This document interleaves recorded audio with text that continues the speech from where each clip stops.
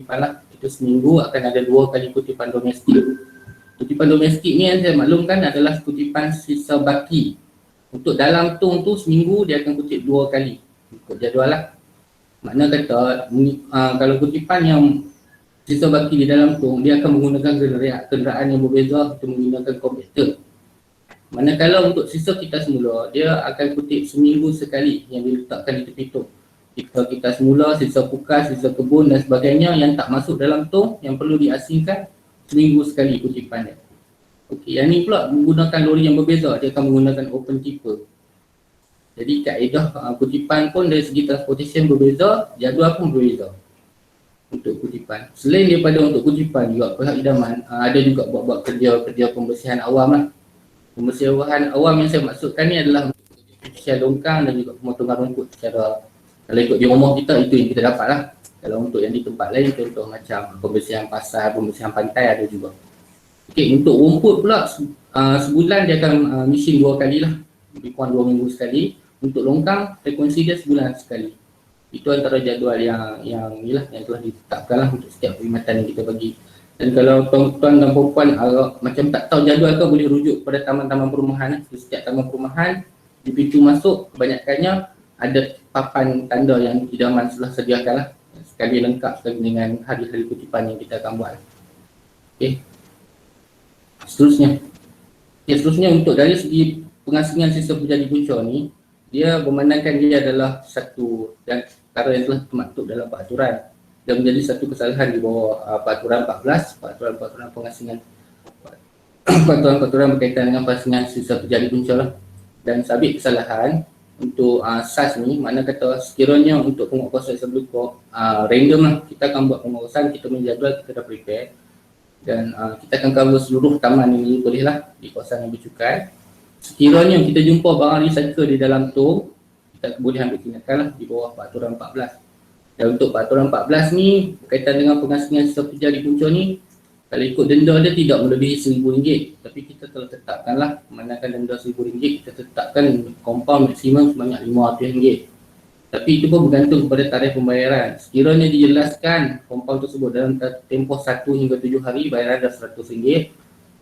Sekiranya bayaran dijelaskan dalam tempoh 8 hingga 14 hari, RM300, dan 15 hari ke 30 hari, RM500. Dan sekiranya tidak menerima sebarang pembayaran compound melebihi 30 hari, kes tersebut akan dibawa ke pendakwaan di mahkamah. Ini untuk dari segi denda lah. Untuk negeri Perlis ni lebih kurang dalam, saya sekadar berkongsi lah, lebih kurang dalam 41 kertas siasatan kita telah buka lah berkaitan dengan kes SAS ni. Ini yang macam tadi juga lah, kalau kita boleh rujuk tadi, jadi satu kesalahan, tidak buat pengasingan sisa berjaya di punca dan boleh dikompal RM9,500 di bawah peraturan 14 atau pengurusan sisa berjaya dalam perjalanan awal. Dan apa yang perlu diasingkan adalah sisa baki dimasukkan dalam tong, sisa kita semula diletakkan di tong, kutipan sisa baki 2 kali seminggu, kutipan sisa kita semula sekali dengan sisa buka dan juga sisa kebun 1 kali seminggu. Dan ini barang kita semula seperti yang saya dah bentangkan tadi.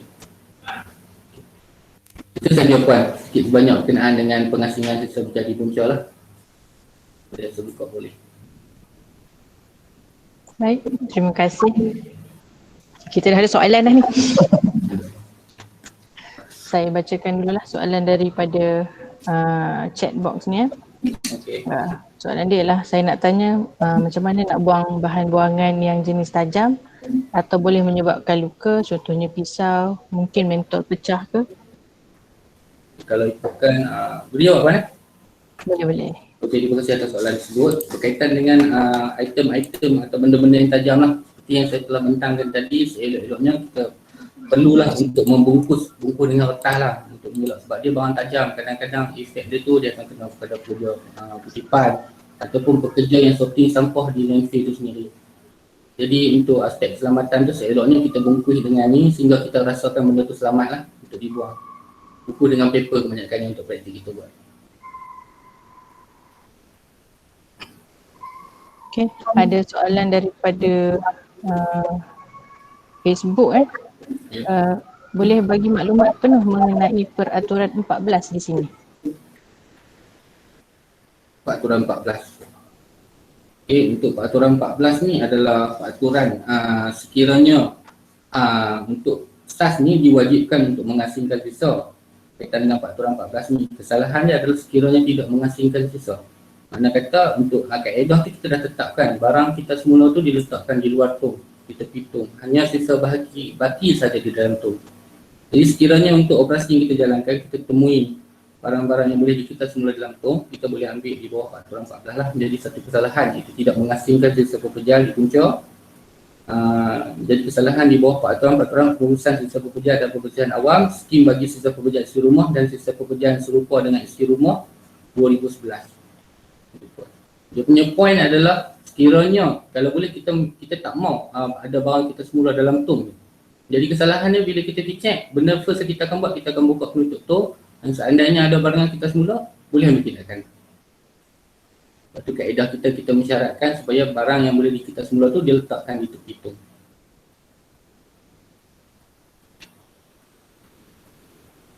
Yang di tepi tong tu maksudnya pada hari kutipan yang bukan 2 kali seminggu tu kan? Ya, Yang sekali seminggu. Sebagai contoh, untuk pemilik premis tu kadang-kadang dia dah tahu dah jadual rumah dia. Untuk jadual rumah dia seandainya hari Selasa untuk kutipan barangan kita semula, untuk kutipan barangan sisa pukal dan juga barang sisa kebun. Jadi seelok-eloknya hari yang sama tu pagi tu, sebab lori selalunya kalau paling awal pun pukul 8, pukul 9 ni tu baru kemai. Jadi sebelum pergi kerja tu seelok-eloknya tak hari yang sama lah. Kalau dia tak hari Rabu, kutipan next nak mai hari Selasa tu, jadi jarak tu terlampau banyak. Kadang-kadang angin boleh tiup terbang ke rumah orang, faktor-faktor binatang liar boleh selongkak sangkuk dan sebagainya. Seeloknya letak hari yang sama lah. Dan untuk makluman tuan-tuan dan perempuan, kadang-kadang untuk barang kita semula ni, idaman tak sempat nak collect pun. Sebab di Perlis ni kita ada banyak scavenger mencari barang musuh ni. Yang kebanyakan background dia adalah daripada keluarga asnaf dan sebagainya lah. Selain daripada dikutip di rumah ni, dia dah alert dengan jadual setiap taman perumahan ni, Puan. Maknanya kata dia dah ronda awal pagi, dia akan kutip dulu untuk penjanaan pendapatan dia lah. Selain daripada tong pusat yang dia selongkap tu lah. Dan untuk makluman juga, untuk ni Perlis ni, kebanyakannya di peringkat awal untuk pelaksanaan SAS tu, orang awam dia letak di tepi tong untuk idaman kelek. Tapi memandangkan benda tu boleh jana pendapatan, dia tak letak di tepi tong. Dia jual sendiri di recycle center yang terdapat di Perlis ni lah. Seeloknya lagi macam tu lah, kita sebab benda tu boleh buat duit untuk menjana pendapatan sendiri kan. Buat apa kita nak letak di tepi tong macam tu je. Sedangkan benda tu boleh tambah income kita. Cuba. Baik, saya rasa Cik Zakari ada soalan. Encik Fitri, minta maaf, saya rasa telah dijawab pembuangan barang pukal diletakkan di sebelah tong buangan baki. Untuk Cik Zakaria, soalan dia adalah beliau tinggal di Shanglun, Kedah. Jadi bila diperhatikan pekerja yang mengangkut sampah, dia akan kumpulkan 2 atau 3 tong dari rumah jiran dan diletakkan dalam tong rumah dia. Jadi dia beritahu yang penyelia arahkan lah. Jadi macam isu-isu ni sebenarnya saya rasa antara isu-isu berkenaan dengan konsesi lah, cara-cara pengendalian konsesi. Adakah tata cara yang dilaksanakan oleh syarikat konsesi ni selaras dengan apa yang garis panduan yang dilaksanakan oleh SWK lah. Dalam kes ni Cik Zakaria ni tanya pengumpulan sisa daripada jiran-jiran masuk dalam tong sampah ni. Minta Tuan Syukur bagi komen ke ataupun macam mana nak buat lah benda macam ni.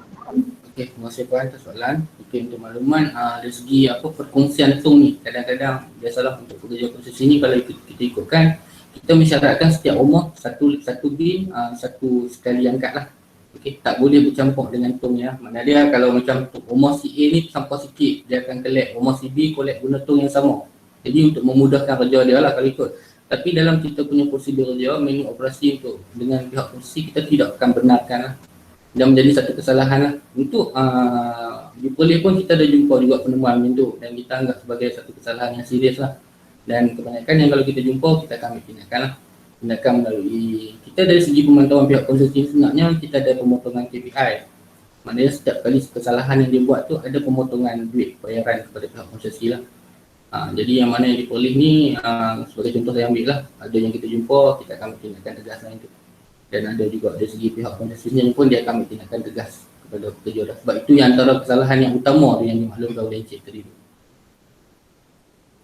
Dia sambunglah soalan tu, bila kita dah nampak sesuatu perkara lah nak buat aduan lah. Saya rasa banyak je yang nak tanya macam mana nak buat aduan Contohnya bila tong sampah dah penuh, tak dikutip ataupun janji 2 kali seminggu tapi seminggu sekali. Jadi perkara tu nak adu dekat siapa sebenarnya, kalau di negeri Perlis atau di negeri Kedah lah, sebab saya faham kedua-dua negeri ini mengambil pakai Akta 672 dan memang di bawah bidang penguasaan Islam lah.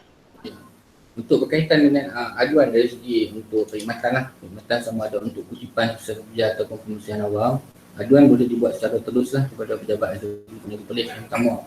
Yang kedua, kita ada teli aduan lah, nombor 18887472, talian Indahkan Malaysia. Yang itu satu masalah sekiranya 1800887472 talian ni. Okey, yang ni kita 1800 88 88 7472 talian ni. 7472 ni talian Indahkan Malaysia. Ya puan. Okey, saya type terus.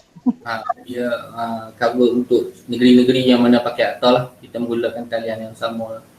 Okey. Sebut pasal akta ni, ada satu rakan di FB tanya, adakah peraturan ini tertakluk di majlis setiap negeri? Sebab pendengar daripada Perak dia tanya untuk state dia macam mana kan. Jadi mungkin terangkanlah dia punya, orang kata apa, kawasan bidang kuasa lah yang diperuntukkan. Okey Puan, untuk makluman tadi saya tertinggal lah, minta maaf lah, sebab negeri yang tak menerima pakai akta tadi saya ada mention 4, sebenarnya 5 termasuk Perak. Saya ada tertinggal, minta maaf tadi. Okey, jadi untuk Perak ni dia masih ditadbir dan diuruskan oleh pihak berkuasa tempatan lah, mengikut daerah masing-masing lah. Okay, yang pertama. Kemudian sebagai contoh untuk pengasingan sisa pekerja di Puncak ni yang dilaksanakan oleh Islam merangkumi semua negeri yang menerima pakai akta. Walau bagaimanapun, negeri yang tak terima pakai akta, sebagai contoh saya ambil Pulau Pinang. Pulau Pinang pun dia ada garis panduan, dia ada akta yang termaktub untuk negeri dia untuk berkaitan dengan pengasingan sisa pekerja di Puncak juga, yang diuruskan oleh PBT masing-masing. PSD Report. Okey. Perak saya tak pastilah, mungkin boleh rujuk kepada PBT Perak. Dia punya PBT tu ikut state ataupun ikut majlis daerah. Contohnya lah kalau Penang tapi bahagian majlis daerah yang kepala batas sahaja nak guna pakai konsesi. Macam tu pun ada juga ke, ataupun dia memang dia punya rangkuman dia satu negeri, bukan ikut PBT? Satu negeri Puan. Dia perlu penerimaan untuk persetujuan dia melalui negeri dan juga kerajaan persekutuan perlu sign satu perjanjian lah, tripartite kita panggil lah. Macam negeri-negeri lain, macam Poland ni, negeri-negeri yang pakai terima akta ni memang dah sign lama dah lah. Cuma ada negeri-negeri yang belum masih sedia untuk menerima dan sebagainya, saya tak pasti sebab apa. Tapi dalam masa yang sama, kita tengah menjalankan orang kata macam berkemungkinan lah ke depan ni mungkin negeri-negeri lain kita boleh kita nak selaraskan lah untuk Semenanjung ni kan. Macam tu. Baik, dia macam ni Puan Ira dia tertakluk kepada state government nak terima ke tidak, sebab akta pembersihan kawasan ni ataupun ni dia memang ada wajib pembenaran tempatan betul? Ya. Jadi sekiranya state tu terima, barulah akta persekutuan ni diguna pakai di state tersebut. Dia ada dia punya jurisdiction masing-masing. Kalau nak ni kena pujuk politician masing-masing lah untuk terima. Ni. Okey. Kejap ya. Okay. Saya ada soalan contohnya kan botol kicap lah. Dia kaca. Tapi dia dah tercemar dengan kicap. Yang itu kita asingkan di potong ke dalam tu. Samalah macam minyak masak, macam minyak hitam. Yang tu kira macam mana tu? Dia dah tercemar dah tapi dia boleh dikitar semula. Ya, okey Puan. Selalunya lah kan soalan ni memang kita selalu terima lah. Sebab istilah tercemar tak tercemar tu pun bila kita buang satu barang tu, sebagai contoh macam macam kat kicap. Contoh macam kicap, kemampuan tu mungkin dah expired. Barang tu dalam kategori tercemar. Tapi fizikalnya botol kaca tu adalah barang yang boleh dikitar semula. Seeloknya Puan, kita ambil praktik untuk basuh dululah. Cuci semua dulu, buang segala kotoran tu dan barang tu boleh dikitar semula. Praktik kita macam tu. Soalan saya, kalau buat macam tu kena saman ke kena notis tak? Punya kena apa? Okey, baik. Terima kasih. Alright. Jadi saya nampak lah dekat contoh gambar tu, plastik tu termasuk plastik nipis ya. Ya. Okey, saya pernah buang plastik nipis di luar tong tapi tak dikutip dia letaknya dalam tong hijau. Apa maksud dia tu? Memang dia macam ni yang saya faham lah kan. Ada barang boleh digitar semula, ada barang boleh digitar semula dan kita boleh jana pendapatan. Ada barang yang kita kena hantar untuk gitar semula tapi for free lah, maknanya dia pihak lain lah yang akan uruskan. Jadi plastik nipis tu saya pernah buang sebenarnya di luar tong tapi tak dikutip. Adakah ini sebab dia tak boleh dijana ataupun dia dikira sebagai sisa tercemar yang perlu masuk dalam sisa baki? Ya.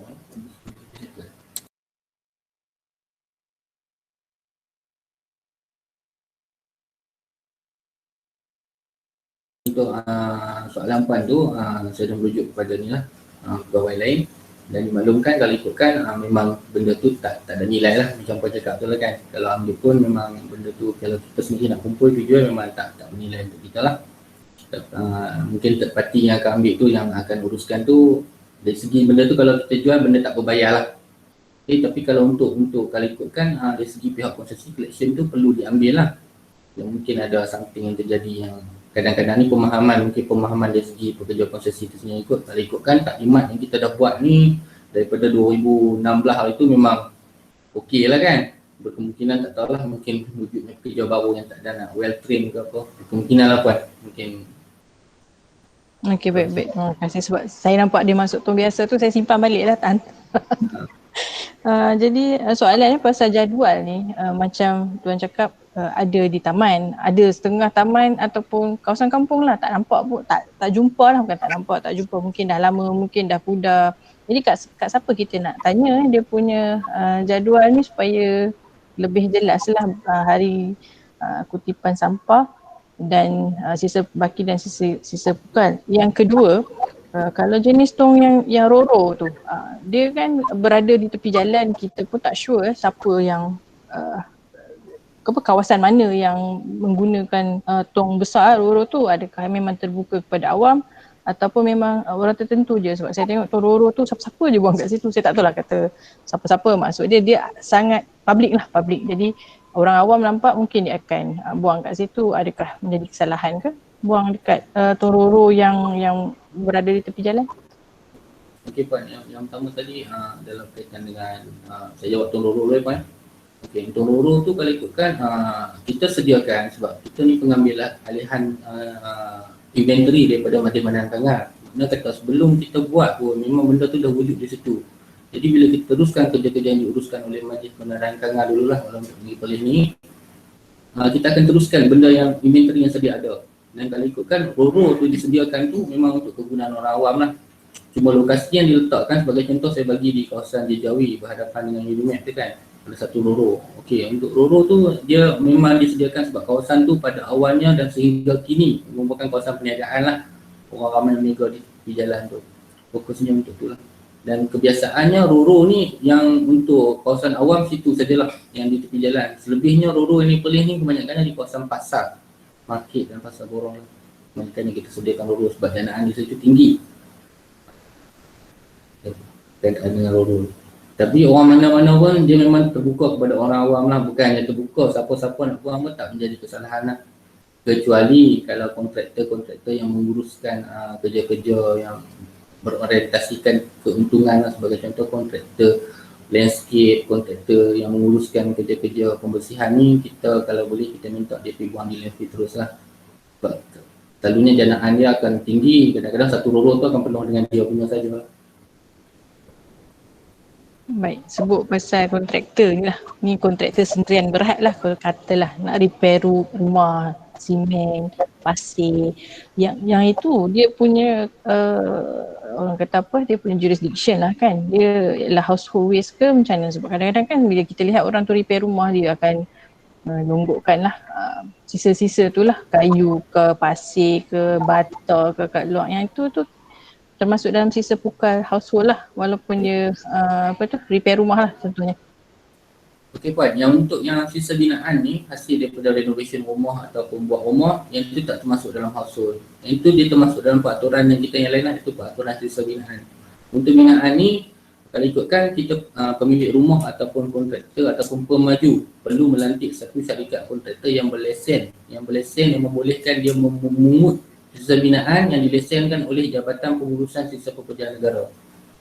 Okay, jadi yang ni kalau sebagai contoh lah, kalau puan nak renovate rumah, puan kena pastikan kontraktor yang puan lantik tu ada melantik kontraktor kutipan yang berlesen dengan Jabatan Pengurusan Sisa Pekerjaan Negara. Itu sebab dia memang sisa-sisa tu yang sisa hasil daripada kerja-kerja construction ataupun kerja renovation termasuk dalam kategori sisa binaan. Perlu ada pelantikan lah. Yang itu idaman tak kutip. Dia akan ada dekat luar rumah lah sampai dikutip lah oleh pihak yang berwajib lah, yang berlesen maksudnya. Betul? Ya, kalau ikutkan oleh ni kita ada satu tim lah. Tim penguasaan ni bukan untuk SAS saja puan. Dia tim penguasaan ada untuk sisa binaan, sisa industri, sisa institusi, sisa komersial dan juga sampah haram punya tim. Tim yang pembuangan sampah di lokasi tak dibenarkan. Jadi untuk tim ni dia ada jadual rondaan yang kebanyakannya kalau kita jumpa lokasi premis yang buat renovation, kita akan pergi untuk inspection lah. Tanya sama ada dah buat pelantikan atau tak. Sekiranya tiada, kita akan keluarkan satu surat pemberitahuan lah berkaitan dengan kesalahan. Dan sekiranya dalam tempoh 2 minggu lepas tu kita pergi cek, sekiranya berlaku kesalahan yang sama berulang, kita akan ambil tindakan ini. Okey, baik, terima kasih. Ini sebut pasal apa? Pembuangan sampah tak berlesen. Jadi katalah kita ada concern citizen lah yang nampak kan perkara-perkara ni berlaku. Dia sefaham saya dia tak berlaku di ruang mata awam. Dia selalunya dia sorok-sorok kan, duduk dekat tanah persendirian ke apa ke kan. Jadi macam mana tindakan yang orang awam boleh ambil lah untuk perkara-perkara macam tu, concern citizen ni nak tanya? Okey, sekiranya lah berlaku sebab saya berkongsi sikit lah. Untuk tinggi polis ni kebanyakannya lokasi pembuangan sampah haram lah. Bahasa mudah kita panggil sampah haram. Kalau itu kan dibuang di lokasi yang tak dibenarkan. Sebab lokasi yang digazetkan, diwartakan untuk pembuangan sampah hanyalah buat masa ni boleh tapak pelubusan ribuan emas sahaja. Selain daripada tu, walaupun tanah milik individu tu sendiri, di tanah dia sendiri tidak dibenarkan. Di polis ni kebanyakannya lokasi yang dibuang tu adalah tanah-tanah milik kerajaan lah. Tanah rizak JPS, tanah rizak Jabatan Hutan dan macam yang puan cakap kejadian yang berlaku ni kebanyakan di hujung-hujung bukit, tempat yang memang terpencil. Yang mata orang awam kira tak lalu lah. Okey. Sekiranya ada jumpa tempat-tempat macam tu, boleh buat aduan kepada pihak ada buka boleh lah. Yang tu. Kita akan ambil buat siasatan dan ambil tindakan kaitan. Kebanyakannya di polis ni kita tangkap sebab lain daripada pengasingan sisa pekerja di Puncak ni, kita bawa juga kes ke mahkamah berkaitan dengan pembuangan sampah haram lah. Denda dia lebih tinggi lah sebab yang tu minimum dia RM10,000, maksimum RM100,000 untuk pembuangan sampah secara haram. Baik, terima kasih. Ada yang nak tanya soalan live ke? Sebab kita ada pelajar dekat sini, kita ada pensyarah.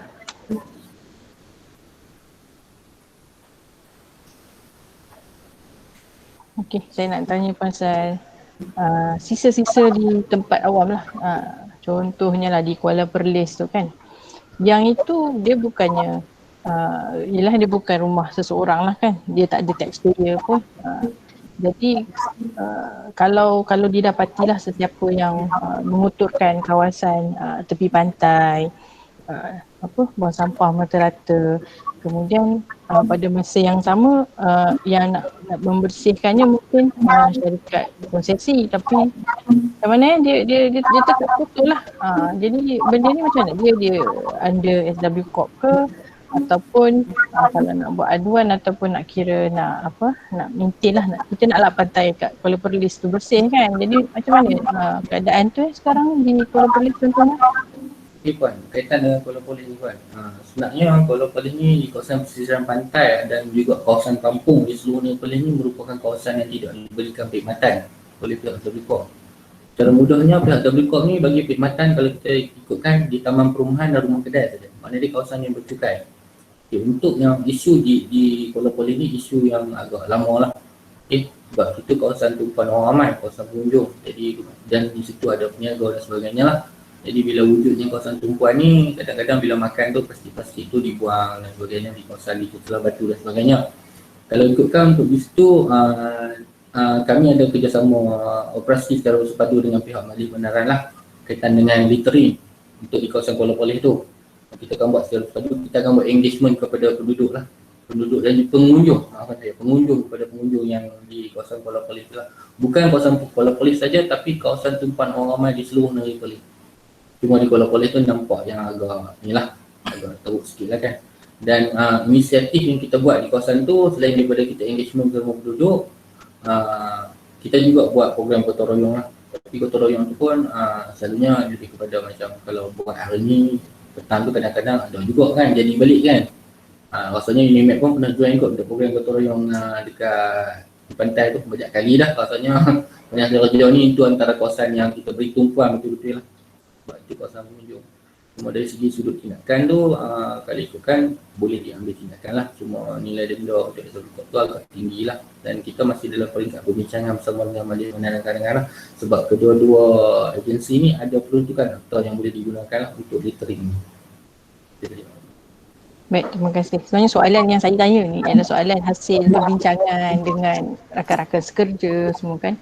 Antara soalan popular yang rakan sekerja ni tanya, bila lori-lori ni angkat sisa pukal ni, apa yang sebenarnya terjadi dekat rimba emas tu?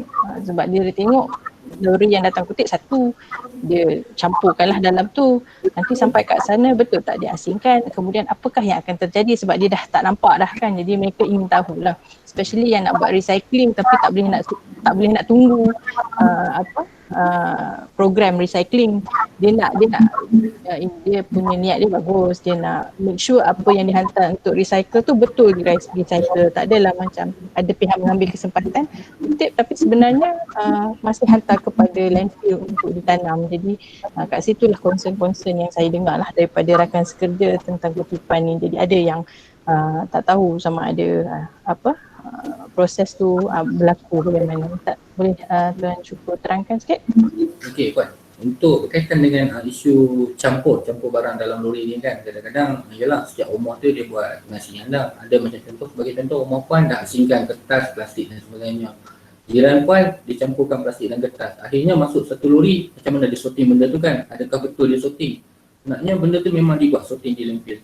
Okey, sebelum dibuang benda tu ke dalam sel, selesai tak boleh dikita semula, akan singgah di satu transport station lah, kita panggil sebagai satu transportation, dan kita ada pekerja yang telah dilantik lah untuk environment Idaman untuk sorting semua benda tu. Okay, sebab tiap-tiap bulan Idaman akan bagi data kepada kita lah, kepada pihak SW Corp lah. Kemudian bukan saja sorting tu melibatkan lori-lori terbuka tu, open tipper tu, sorting juga termasuk dengan compactor. Maknanya kata barang-barang yang daripada tong pusat yang bercampur dengan recycle yang didam ke landfill, bila dia dam dia benda tu, ada pekerja dah ready tunggu compactor tu untuk sorting barang recycle daripada sebagai contoh roro dan tong pusat di tepi jalan lah. Yang tu pun kita buat sorting untuk dua-dua jenis kenderaan lah. Okey, baik, terima kasih. Ada lagi tak soalan daripada okey, ada soalan seorang. Assalamualaikum, saya nak tanya berkenaan dengan tong kitaran semula daripada Dr. Nur Shah Aizat Shoaib. Setakat saya jumpa di sekitar Perlis, tong yang disediakan hanya tin atau aluminium, kertas dan plastik. Bagaimana pula dengan kaca? Adakah ada sebab tak mengapa tong untuk kaca tidak disediakan secara spesifik?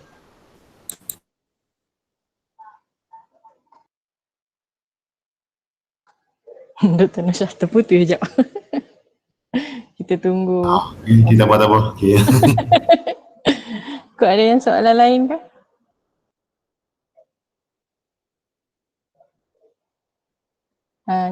Cik Syukur, okey. Ingat tak mau jawab dah. Okey, kalau yang tadi Puan berkaitan dengan kaca tu kan, kalau ikutkan kaca ni vendor kita dia tak ambil lah. Dia barang kita semula tapi dia tak ambil sebab kos, melibatkan kos lah, kos untuk nak recycle tu agak tinggi lah, dimaklumkan oleh pihak vendor lah. Dari program, tapi kalau macam dia sudah tak diambil Puan, mungkin tidak ada Puan.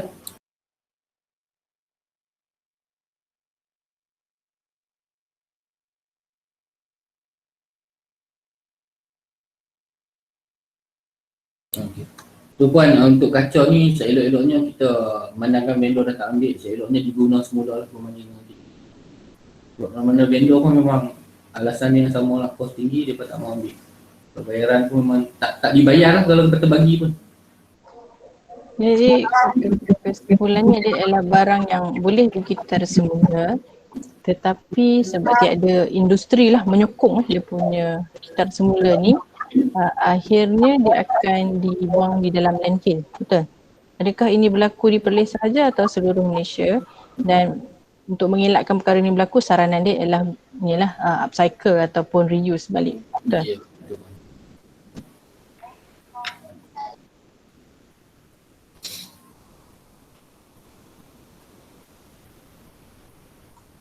Okey, saya nak tanya ni sebab ada satu sebab skop mula-mula tu ada komersial kan, saya nak tanya sikit lah sebab konsep ni antara fungsi dia ialah menggalakkan kitab semula dan selama setahun dah kita melaksanakan kempen kitab semula dengan kita ada partner lah dengan Idaman. Jadi untuk tahun lepas saja kita dah hantar recycle lebih kurang 1.7 tan lah. Tambah. Jadi untuk koleksi setiap bulan. Jadi untuk bulan lepas ni baru ni saya rasa tak silap saya dah 600 kg kot sekali kutip. Jadi saya difahamkan SW Corp juga ada kempen-kempen yang berlaku sebab kebelakangan ni saya nampak di beberapa tempat lah di sekitar Perlis yang boleh dibuat recycling. Banyak tempat tu tempat awam lah, sama ada masjid atau sekolah. Jadi info begini ni macam mana kita nak dapatkan dan sistem yang digunakan di SW Corp is trash for cash. Dia tak pakai RFL, maksudnya on the spot you can get cash, dan this is very helpful lah kepada mereka yang nak cash cepat lah. Kalau sebab pakai sistem RFL ni dia kena tunggu masuk dalam sistem 2 hari kemudian baru boleh dapat lah, dan dia agak high tech sikit lah kan kalau kita nak buat. Jadi sistem trash for cash ni dia boleh dipuhun tak oleh kampung ataupun mesti melalui SW Corp ke, macam mana sistem dia? Untuk inilah dia dari segi dapat cash pun bagus, tapi sebenarnya dia nak create create ke, sebab bila dengan ada satu aktiviti ni kita buat pada masa yang sama, kita terpaksa bagi taklimat, kita terpaksa ajar orang pun nak join dia akan bawa. Dan saya lihat benda ni kalau buat selalu dan berkala lah dapat dilihat lah dia punya improvement dia. Terutamanya minyak masak lah, ramai tak tahu minyak masak tu boleh guna semula. Saya rasa ramai je yang letak dekat dalam tong sampah kan. Jadi boleh Tuan Syukur komen on that. Kemudian lepas tu ada lagi satu soalan saya akan bacakan. Okay Puan, untuk kaitan dengan soalan tadi Puan makluman berkaitan dengan program trash to cash.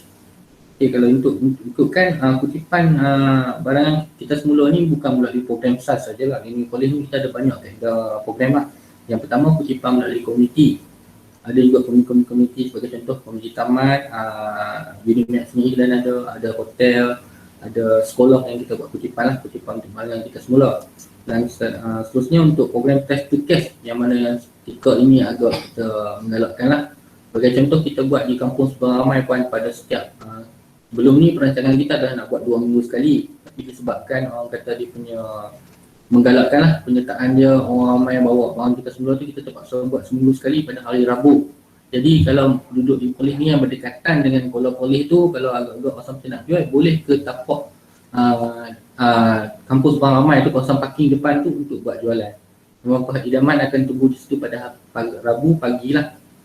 Kemudian bukan kata di kampus Seberang Ramai saja, di kawasan Bukit Keteri pun kita baru-baru ni kita ada bincang dengan JKK di kawasan tersebut untuk kita wujudkan satu program trash to cash di kawasan tersebut pada minggu kedua setiap bulan. Dan minggu kedua dan minggu keempat untuk kutipan, maknanya 2 minggu sekali lah di kawasan Bukit Keteri hari Selasa.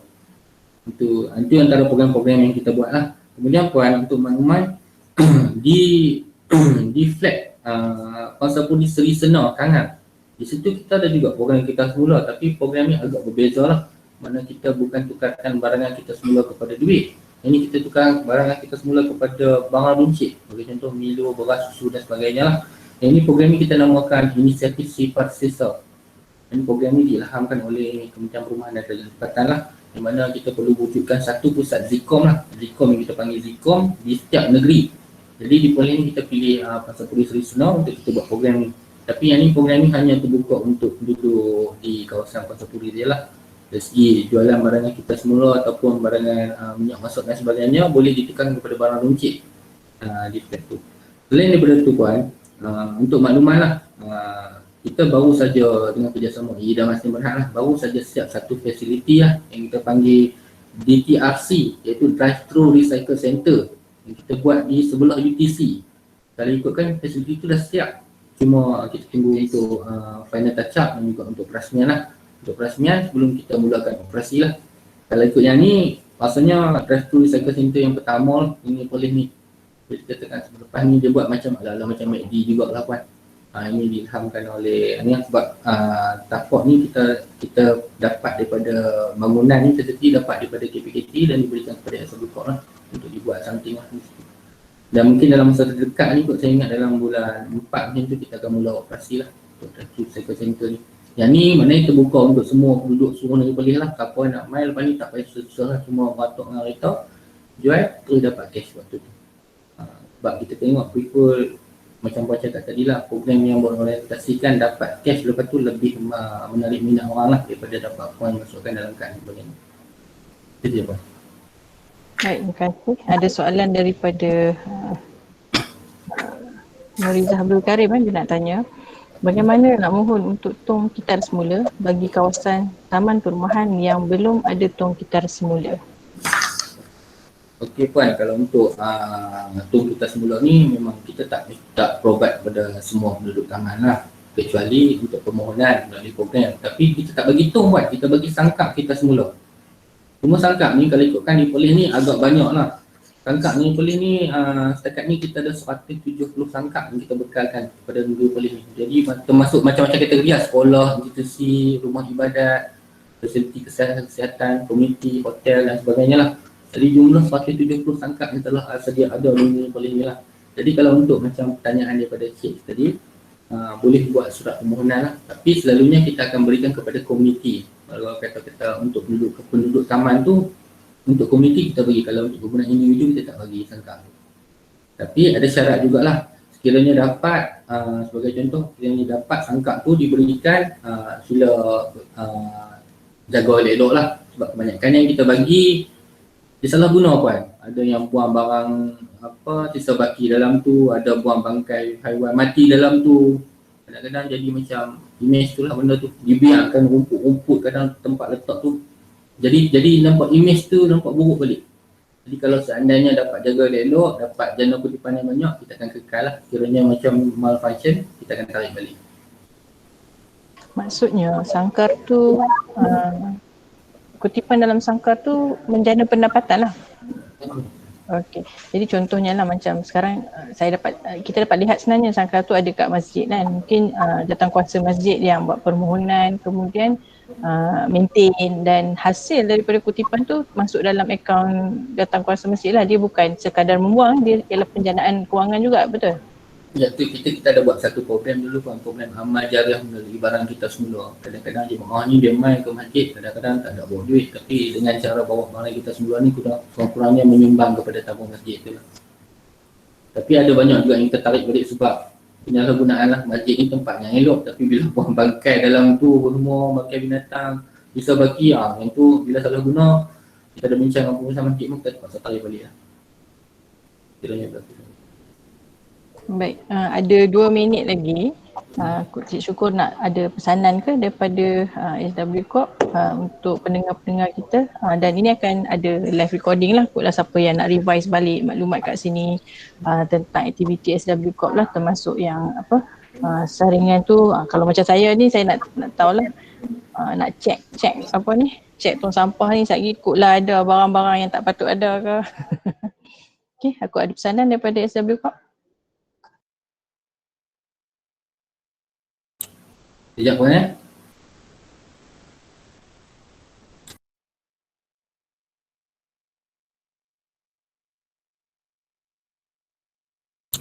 Okey Puan, daripada SW Corp, saya mengucapkan terima kasih lah, minta maaf atas jemputan lah untuk memberikan taklimat pada hari ini. Dan sekadar peringatan lah kepada orang awam lah, terutamanya penduduk negeri Perlis. tak kira lah sama ada duduk kampung atau taman. Sebab duduk kampung dia tetap buang sampah tu dalam tong pusat. Jadi kalau boleh sila pastikan asingkan dululah apa yang dibuang ke tong pusat tu. Sila pastikan benda-benda yang tidak boleh dikita semula. Sebab kita tujuan utama ni yang paling utama adalah kita untuk memanjangkan lifespan landfill kita lah. Seandainya landfill kita ni landfill yang ketiga dah untuk limbah mah ni. Yang pertama dulu di Kuala Koleh dah penuh, dah tutup selamat. Kemudian ke Padang Siding.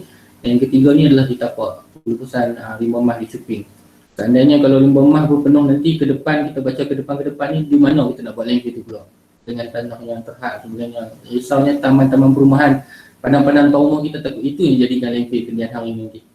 Kalau dah tak ada tanah lah kan. Okay, itu tak ada pesanan lah. Kemudian dari segi peraturan yang saya maklum tadi tu bukan hanya sekadar untuk pengasingan sisa berjadi punca lah. Okay. Ada juga yang berkaitan dengan pembuangan sampah secara haram. Sila pastikan patuhlah kepada peraturan-peraturan dan undang-undang yang telah ditetapkan lah. Sekiranya kita buat tanggapan, yang itu kita akan tindakan lah. Okay. Terutama dengan SAS ni memang kita dalam proses untuk mempergiatkan lagi lah untuk tindakan penguasaan dari segi pengasingan sisa berjadi punca ni. Kemudian puan, ada sedikit makluman puan. Okay, ada sedikit makluman lah berkaitan dengan program Trash to Cash ni. Kita akan buat pada hari Rabu, iaitu esok puan, 17 Mac 2021 hari Rabu, bermula jam 9 pagi hingga 1 petang di Dewan Anak Karya Santan, sebelahan Masjid Nurus Said Santan. Yang ni siapa-siapa yang ada barang kita semula yang tak tahu nak jual kat mana, boleh mai ke tempat ni esok. Ya, sebab memang kita ada vendor yang sedia menunggu di situ untuk membeli. Yang ni kita akan tukarkan kepada tunai tu puan. Cash to cash untuk program ni. Sekadar promosi lah puan untuk program cash to cash untuk esok ni. Itu saja puan. Baik, terima kasih dan syukur. Dia gini sebenarnya, asas dia bila kita asingkan sampah daripada awal, dia dah tak terlalu kotor dan tak terlalu beli untuk orang uruskan kemudian. Pertama sekali kalau dah banyak sangat volume dia, tanah nak buang tu dah tak cukup. Jadi kesan dia adalah tanah ni bukannya ni tanah yang kadang-kadang kita terpaksa guna tanah yang elok, tanah yang boleh jadi perumahan, pertanian, kita terpaksa guna untuk letakkan sisa kita yang sepatutnya boleh disalurkan ke tempat lain. Sebab itulah dia buatnya sisa pengasingan sisa. Saya tanyalah kalau tuan-tuan dah campur aduk sampah kan, tak larat dah nak asing. Sebelum campur aduk tu baru kita asing. Jadi kita letak tepi, tersusun je lah elok-elok kat mana yang boleh. Yang kedua tentang recycling. Recycling ni kalau ikutkan lah sebenarnya bila saya duk buat recycling setahun dua ni, kita dapati sebenarnya banyak benda yang tak boleh recycle daripada sisa kita ni. Kalau benda tu benda makan, kita elok tukar kepada kompos. Kalau benda tu benda boleh recycle, kita hantar recycle. Ada juga sisa-sisa ni tak boleh buat apa dah. Tak boleh buat apa. Hak tu lah yang sepatutnya kita hantar ke landfill. Dan yang kedua ialah kita pada awal lagi patutnya mengurangkan. Mengurang tu ni pada awal. Contohnya kalau kita nak beli barang, kalau kita tak perlu plastik, kita jangan ambil plastik. Selagi kita boleh sumbat satu plastik bag tu, kita sumbatlah satu plastik bag. Jadi tak perlu, kita kurangkan pembaziran di awal, peringkat awal. Jadi kemudian untuk sisa-sisa lain yang berbahaya, semalam kami ada talk daripada Jabatan Alam Sekitar, sisa elektronik. Tadi ada soalan tentang sisa elektronik. Sisa elektronik pula ni kadang-kadang kita tak nampak dah campur dengan pampers, campur dengan ni, mana nak nampak dah bateri ke apa ke, tu dia dah masuk tanah dan dia akan mencemarkan tanah tapi kita tak rasa sekarang. Nanti 20-30 tahun lagi barulah kita akan nampak kesan dia terhadap alam sekitar kita. Yang itulah yang isu dia. Jadi pada ketika ni saya nak maklumkanlah kepada pendengar, Unimap akan adakan koleksi kita semula. Kali ni 3 truk akan datang. 1 truk yang collect recycle, 1 truk yang akan collect e-waste dan 1 event truck untuk siapa yang dah collect RFL punya point untuk tukarkan kepada barang-barang lah keperluan harian. Jadi untuk 24 hari bulan ni di KOSEM start selalunya 10 pagi hingga 12 tengah hari. Tapi kalau dah ramai tu pihak idaman tak ada masalah nak extend . Jadi tiga benda ni serentak datang dekat Unimap pada hari 24 hari bulan nanti. Jadi di Unimap ni kita buat berkala lah untuk ni dan make sure patuh SOP lah. Ya, sebab sebelum ni kita sekarang ni masih dalam keadaan pandemik jadi perkara ni perlu diambil perhatian lah dalam kita nak buat all this recycling activity. Okay, saya ucapkan terima kasih kepada Tuan Syukur. Maybe kita boleh set another date untuk yang institusi ni, sebab kita nak tengok macam mana Kak Unimed boleh improve our system. Okay. Baik, ada soalan lagi? Kejap nak curang. I think tak ada kot, dah clear dah. Alright. Terima kasih Tuan Syukur dan pendengar semua. InsyaAllah kita jumpa dalam next talk. Terima kasih banyak. Assalamualaikum. Terima kasih Puan.